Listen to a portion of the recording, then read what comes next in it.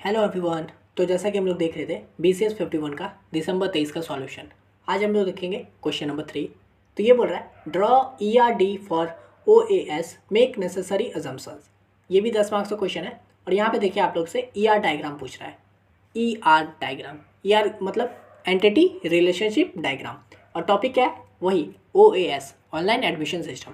जैसा कि मैंने पहले ही बताया था कि टॉपिक वही सेम रहेगा, बस अलग अलग डायग्राम वगैरह बनाने बोल देगा। ठीक है, तो यहाँ देखिए ER डायग्राम, ये भी काफ़ी इजी होता है। और इसका भी आप बेसिक स्टेप जान लीजिएगा कि भाई एंटिटी क्या होते हैं, है ना, उसके एट्रीब्यूट्स क्या होते हैं, किस तरह का रिलेशन बनता है, तो वो सब चीज़ नॉर्मल होता है। पर चलिए मैं आपको यहाँ पे बताऊँगा उसी ढंग से। ठीक है, तो यहाँ देखिए ER डायग्राम पूछ रहा है। तो देखिए आपने क्या बताया, SRS बना लिया, आपने DFD बना लिया, तो ER डायग्राम बनाना बहुत ईजी होगा आपके लिए। ठीक है, तो यहाँ देखिए हम लोग का ER डायग्राम में क्या होता है, एंटिटी, नाम से ही पता चला एंटिटी रिलेशनशिप, तो एंटिटी होंगे। ठीक है, तो सबसे पहले एंटिटी मतलब क्या, अप्लीकेंट। अप्लीकेंट हम लोग का एक एंटिटी बन सकता है ना, एप्लीकेंट बोलिए या फिर स्टूडेंट नाम दे दीजिए, तो ये हम लोग का एक एंटिटी बनेगा। क्योंकि देखिए इस एंटिटी का क्या है, हम लोग इसका एप्लीकेंट का नाम दे सकते हैं, है ना, उसका रोल नंबर भी दे सकते हैं, डेट ऑफ बर्थ दे सकते हैं, ईमेल आईडी दे सकते हैं, है ना, फॉर एग्जांपल स्टूडेंट का, तो ये सब दे सकते हैं ना जिसका। तो जिस भी चीज़ का हम लोग नाम वगैरह दे सकते हैं, उन वो क्या होगा, हम लोग का एक एंटिटी बन सकता है। तो इसलिए हम लोग का अप्लीकेंट एक एंटिटी बनेगा।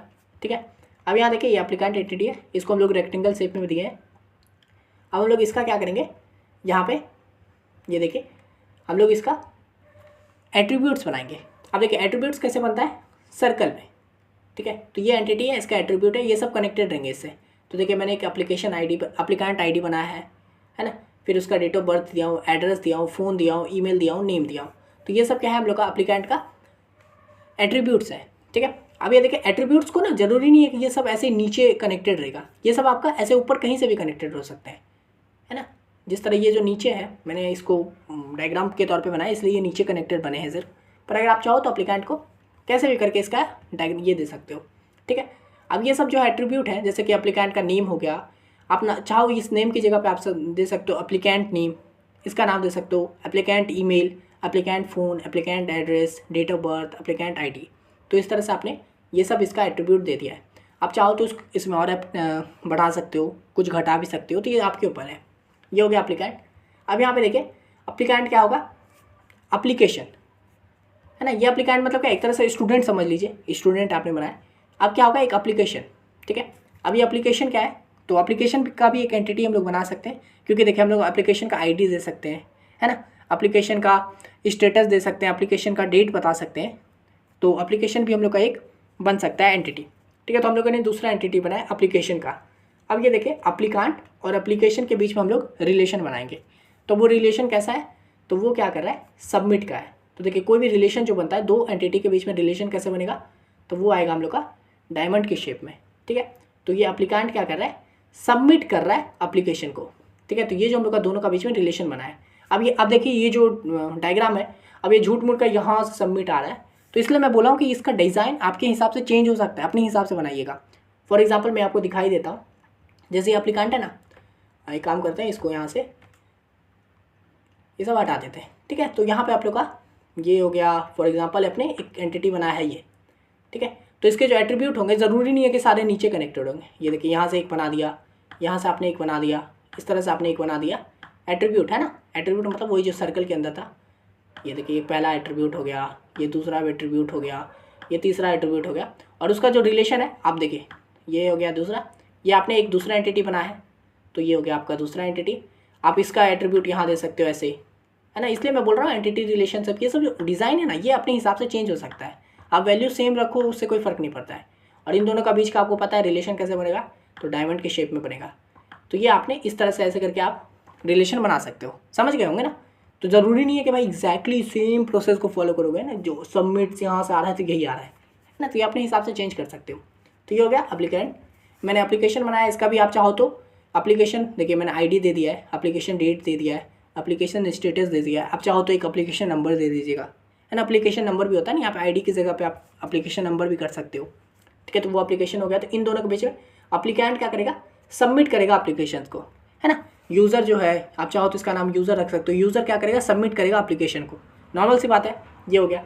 अब देखिए एप्लीकेशन के अंदर क्या होगा, एप्लीकेशन के अंदर क्या आता है, डॉक्यूमेंट, है ना, डॉक्यूमेंट सबमिट करते हैं ना एप्लीकेशन करते समय, एडमिशन करते समय आप डॉक्यूमेंट भी देंगे तो वो सब भी एप्लीकेशन के अंदर ही आएगा। तो मैंने एक एंटिटी बनाया डॉक्यूमेंट नाम का, समझे, एंटिटी बनाया। अब इसका एट्रीब्यूट अपने हिसाब से आप समझ गए होंगे। डॉक्यूमेंट का क्या देखो, मैं डॉक्यूमेंट टाइप दे दिया हूँ, डॉक्यूमेंट पाथ दे दिया हूँ, एप्लीकेशन आईडी दे दिया हूँ, डॉक्यूमेंट आईडी दे दिया हूँ, है ना। आप चाहो तो डॉक्यूमेंट नेम दे सकते हो, है ना। तो डॉक्यूमेंट आईडी में आईडी चला जाएगा कौन सा है, एप्लीकेशन आईडी की ज़रूरत है क्योंकि हम लोग को इसी से पता चलेगा ना कि ये जो डॉक्यूमेंट है ये किस एप्लीकेशन पे है। फॉर एग्जांपल आप भी एप्लीकेशन बनाए और आपका दोस्त भी एप्लीकेशन बनाए, है ना, तो वो दोनों एप्लीकेशन अलग अलग हुआ, तो इसलिए हम लोग का डॉक्यूमेंट में भी अलग अलग डॉक्यूमेंट जाएगा। तो कैसे पता चलेगा कि ये आपका डॉक्यूमेंट है, तो उसके लिए क्या होगा, एप्लीकेशन आईडी की भी ज़रूरत होगी। तो ये हो गया, डॉक्यूमेंट टाइप दे देंगे, डॉक्यूमेंट पाथ दे देंगे, तो ये हो गया हम लोग का एट्रीब्यूट इसका। तो आप देखिए एप्लीकेशन और डॉक्यूमेंट के बीच में क्या है, तो एप्लीकेशन इंक्लूड्स डॉक्यूमेंट, है ना। तो इन दोनों का रिलेशन क्या बना कि एप्लीकेशन के अंदर होता है डॉक्यूमेंट, तो ये हो गया इंक्लूड। अब देखिए एप्लीकेशन के अंदर और भी होगा, जब आपने डॉक्यूमेंट वगैरह कर दिया फिर क्या आएगा, पेमेंट भी भरना होता है, याद है पेमेंट वाला भी। तो इसलिए मैंने यहाँ पे देखिए एक पेमेंट नाम का भी बना है एंटिटी। इसका भी मैं एट्रीब्यूट दे दिया हूँ कि payment status, payment amount, payment date, payment का मतलब आईडी और फिर एप्लीकेशन आईडी। एप्लीकेशन आईडी इसमें भी ज़रूरत है क्योंकि पता तो चलेगा ना कि किस एप्लीकेशन पे ये पेमेंट हो रहा है, तो इसलिए मैंने यहाँ पे एप्लीकेशन आईडी भी दे दिया है। और ये सब payment ID, payment date, amount, status, ये सब भी मैंने एट्रीब्यूट दे दिया है कि पेमेंट का स्टेटस क्या है, कंप्लीट हो गया है, नॉट कंप्लीट, अंडर प्रोसेस, वो जो होता है वो, है ना, कितना अमाउंट दे रहे हैं, पेमेंट डेट कितना कर रहे हैं, पेमेंट का आईडी क्या है वो। तो ये हो गया मेरा दूसरा एंटिटी। तो ये एप्लीकेशन और पेमेंट के बीच में रिलेशन क्या है, तो जनरेट्स का, यानी कि एप्लीकेशन जनरेट्स पेमेंट, है ना। जब हम लोग एप्लीकेशन को सबमिट करते हैं तो उसमें जो भी कोर्स वगैरह सेलेक्ट किए तो वो क्या होगा, जनरेट करेगा पेमेंट को। तो ये हम लोग का इसके बीच में रिलेशन बना, समझ गए। तो हम लोग का ये हो गया। अब देखिए ये जो एप्लीकेंट है और ये पेमेंट, इन दोनों के बीच में भी एक रिलेशन बनेगा, है ना, क्योंकि एप्लीकेंट जो है, यूज़र जो है, स्टूडेंट है, वही पेमेंट को पे करेगा।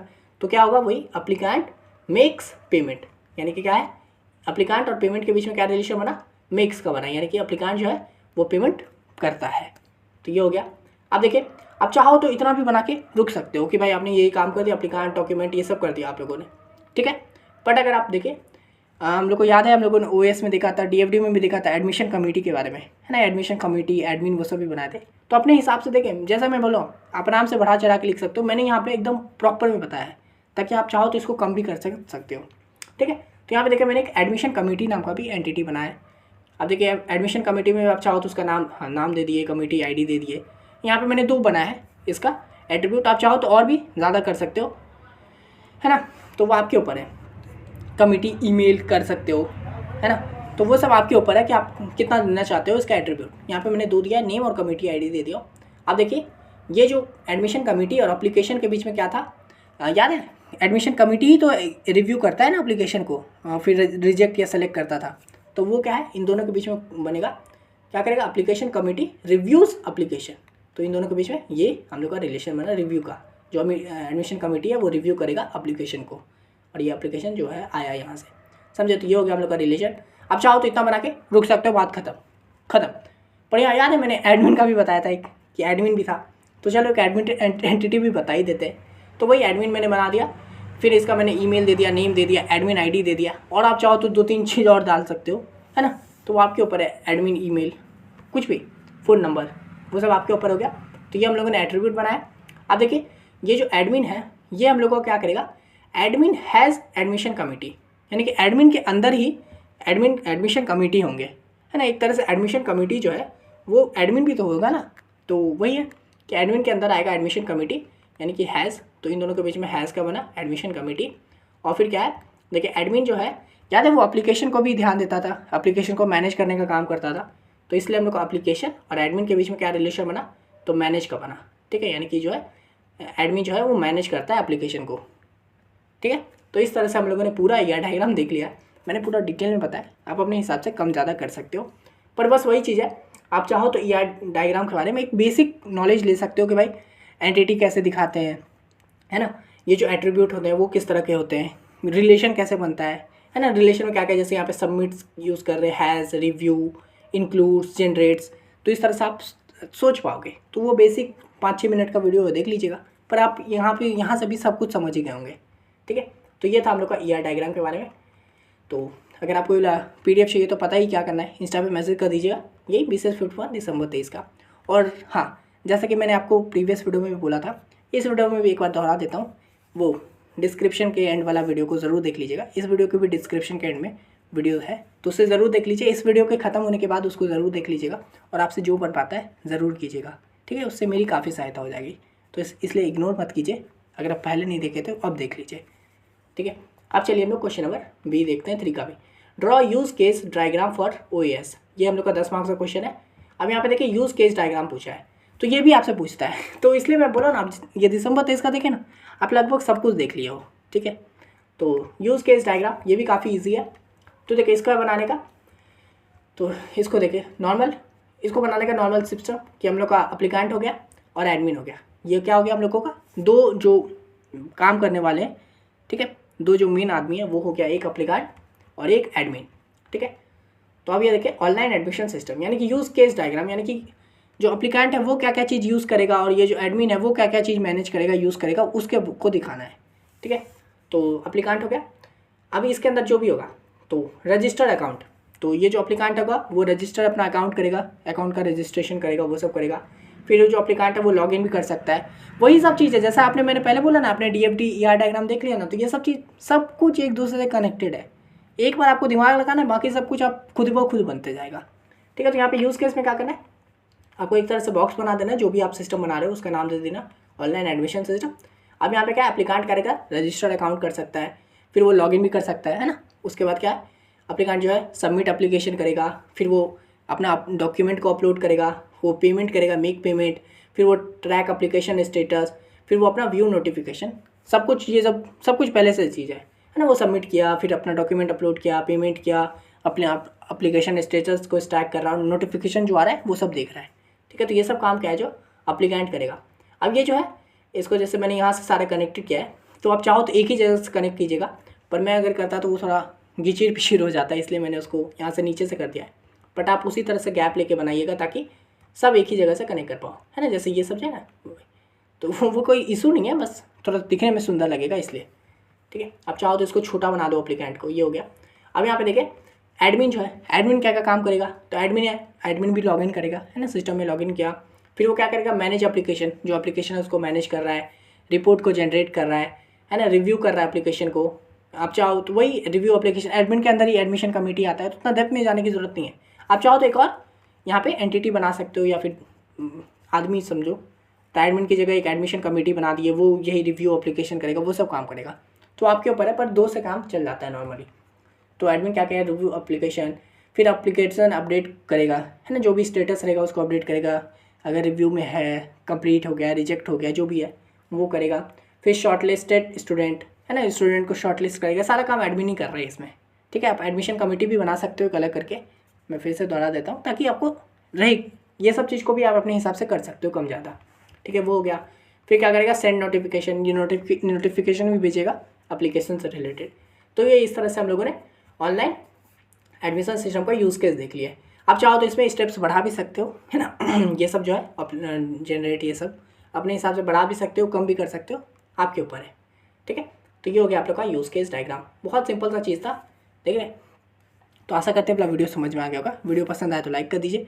मिलते हैं नेक्स्ट वीडियो में, तब तक के लिए धन्यवाद।